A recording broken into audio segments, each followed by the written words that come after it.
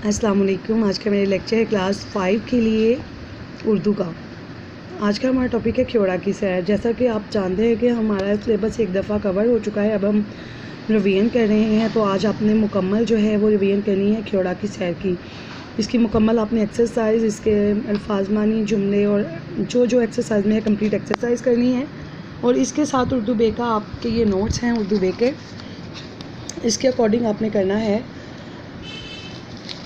कलमा, और इसके अकॉर्डिंग हम करेंगे कलमा और महमल, ठीक है, जो कि यहाँ से स्टार्ट हो रहा है। कलमा वो लफ्ज़ जिसके मानी हो, कलमा वो लफ्ज़ जिसके कुछ मानी हो कलमा कहलाता है। यानी कलमा बामानी लफ्ज़ होता है। मसलन पानी, रोटी, मेला, बात, सौदा वगैरह कलमे हैं। महमल कलमा महमिल वो अल्फाज जिनके अपने मानी कुछ नहीं होते, बामानी लफ्ज़ों के साथ यूं ही बोले जाते हैं। जैसे बामानी लफ्ज़ के साथ यूं ही बोले जाते हैं, महमिल कहलाते हैं। यानी महमिल के बामानी लफ्ज़ होता है मसलन वानी, बोटी, कचैला, चीत, सलब वगैरह। कलमा और महमिल की मिसालें: पानी, वानी, पानी के साथ अक्सर बोला जाता है पानी वानी। रोटी, बोटी। मेला, कुचैला। बात, चीत।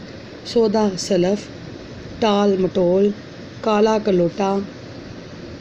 आगे है झूठ, मूठ। सच, मुच। धूमधाम। गुमसुम।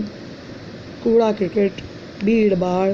दाना, दुनका वगैरह। ये लफ्ज़ ऐसे हैं जिनका मानी तो कोई नहीं होता, लेकिन बामानी लफ्ज़ के साथ बोला जाता है, ठीक है।